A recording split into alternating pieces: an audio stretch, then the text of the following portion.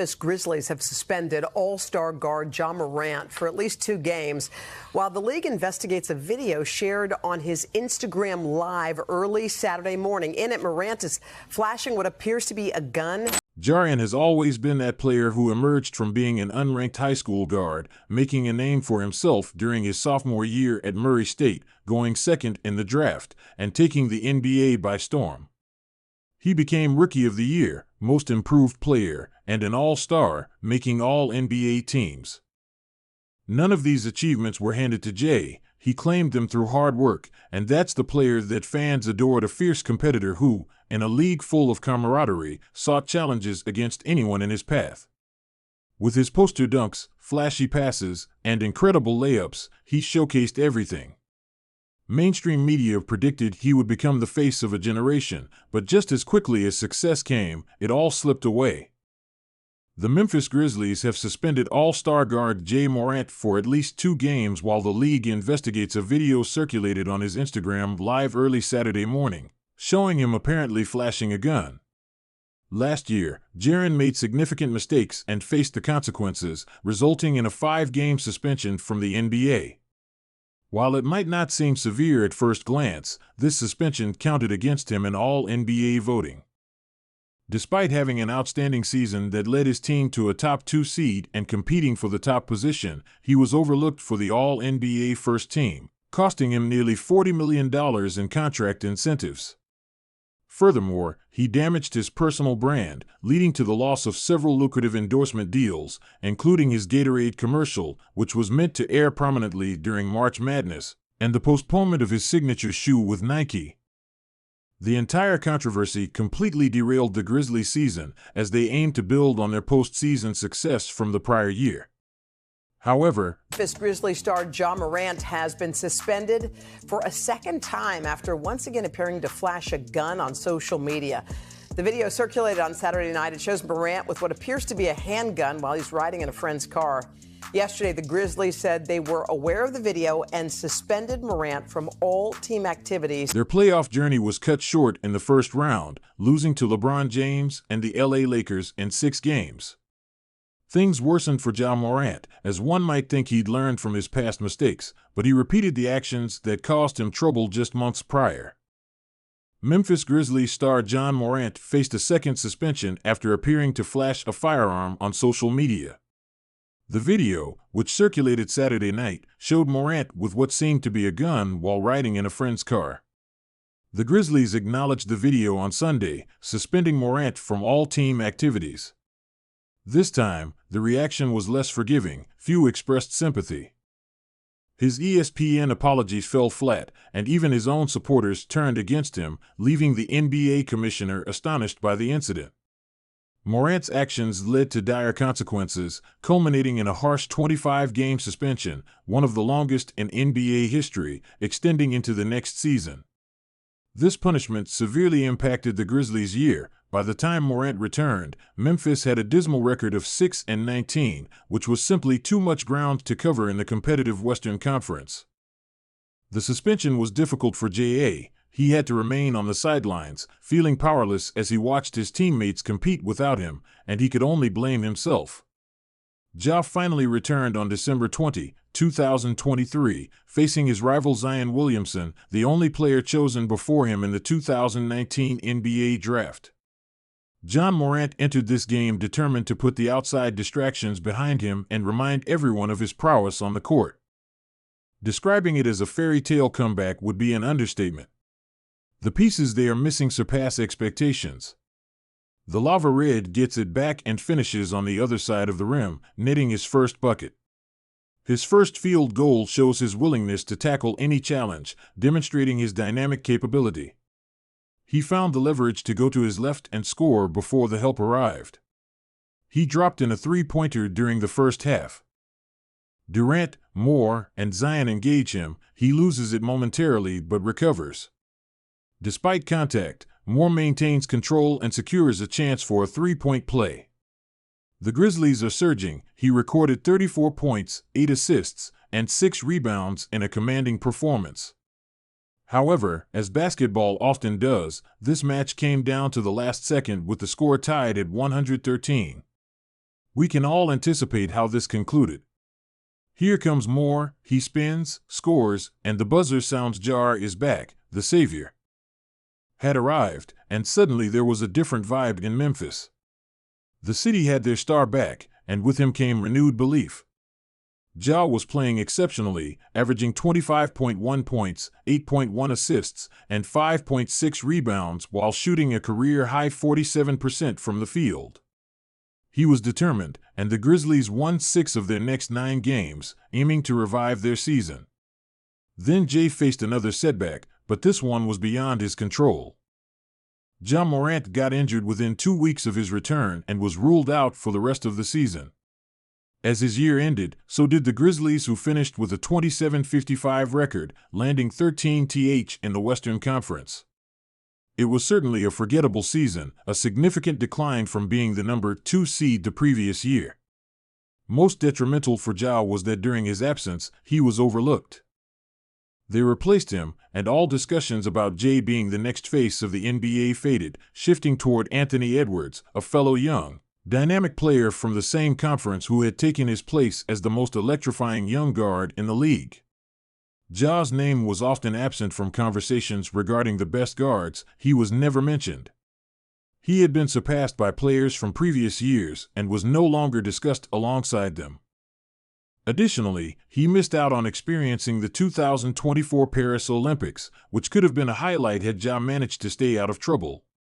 There's no doubt he would have made the Team USA roster, but he wasn't even considered. No one noticed his absence.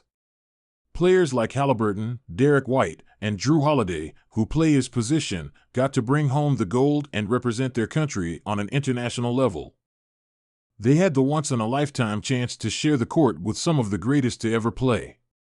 Ja Morant should have been there, yet he wasn't, and everything that went wrong for him over the last 2 seasons was entirely his fault. Ja knows this better than anyone and has acknowledged that the 2024-25 season is a fresh beginning. While everyone moved on and forgot about him, he was quietly improving and preparing to return to the Memphis Grizzlies as a transformed player.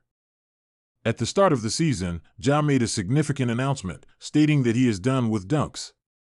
Initially, many viewed this remark skeptically, but Ja was completely serious. He recognizes the type of player he is and the challenges he faces. People admire explosive guards like Derrick Rose and Russell Westbrook who relentlessly attack the rim, but history shows that this style of play has its costs: injuries. It's not a sustainable approach for a complete 82-game season, and it takes a heavy toll on the body.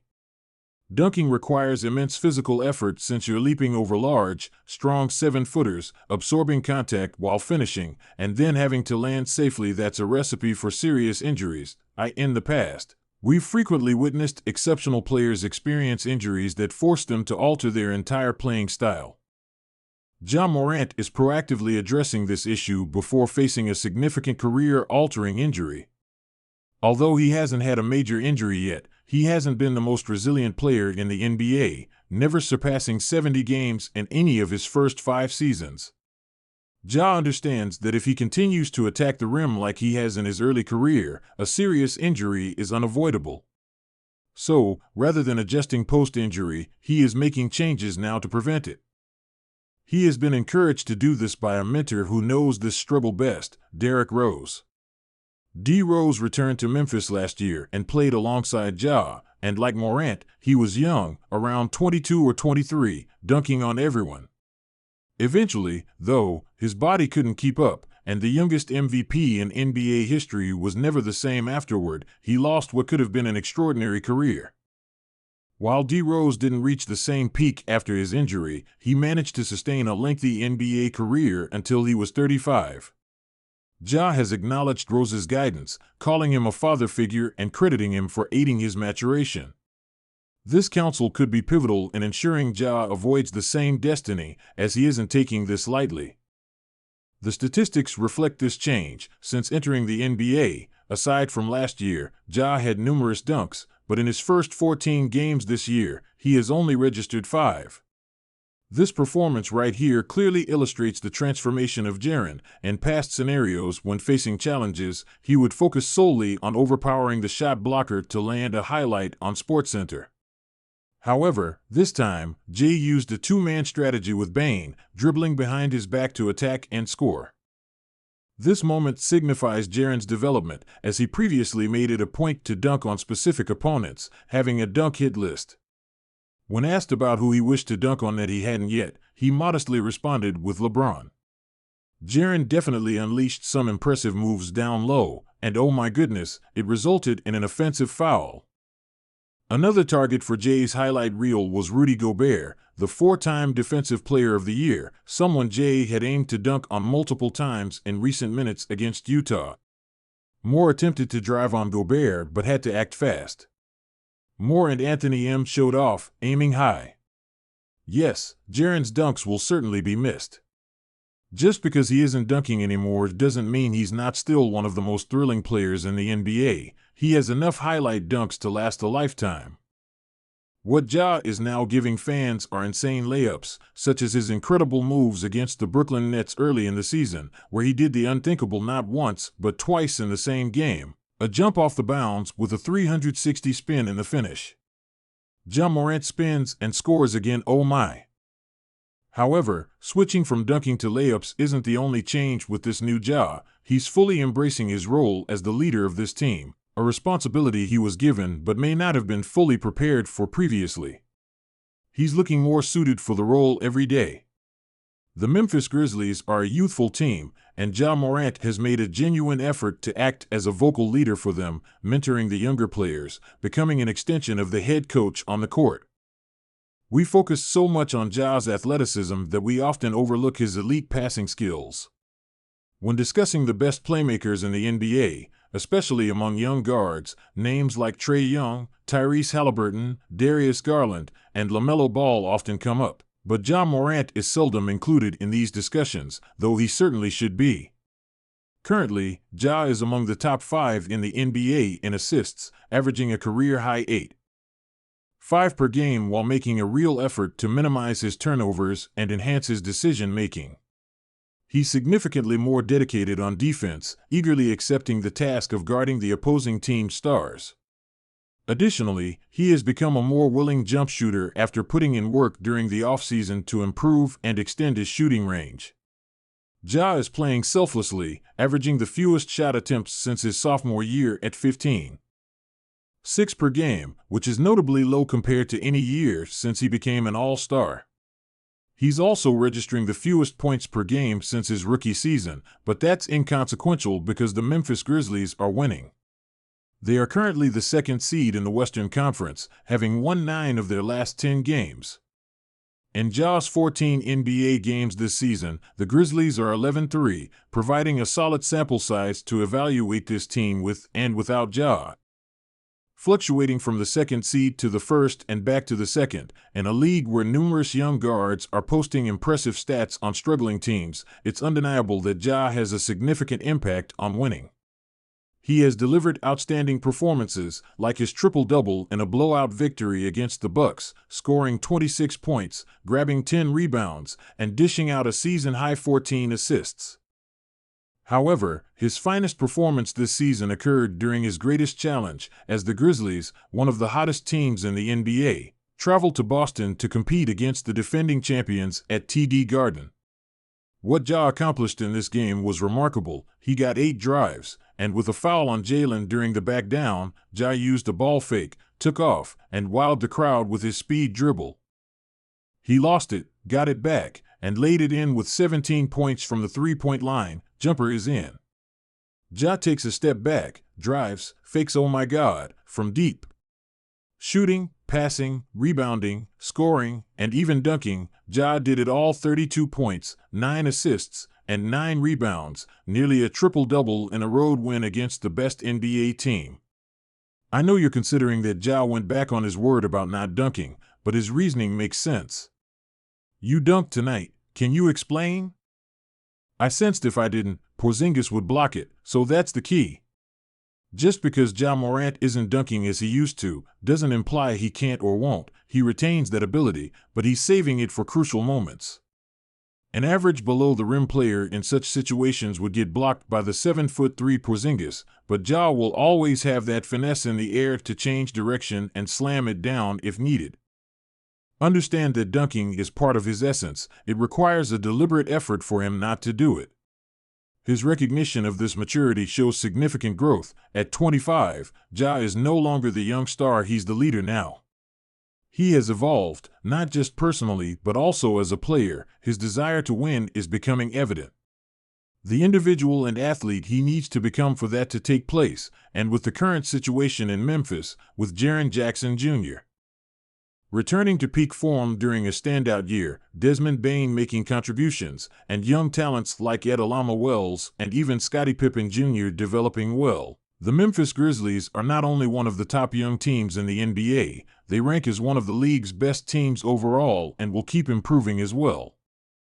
Their leader, Ja Morant, is presently on track for one of the NBA's most remarkable redemption narratives. He's regaining his momentum, and if he maintains this trajectory, there's no limit to what he could achieve, be it MVPs, championships. I'm not dismissing anything.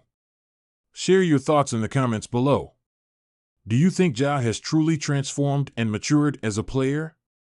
Let me know your opinions down below, and if you're still here, check out our video on LaMelo Ball. Many people believe he's merely a stat padder racking up impressive numbers on a struggling team, but in this video, we clarify why that perspective is flawed and discuss how LaMelo Ball is exceeding expectations. Watch that video by clicking the big box in the center of your screen now. On that note, this is Hoop Hub signing off until next time, and peace.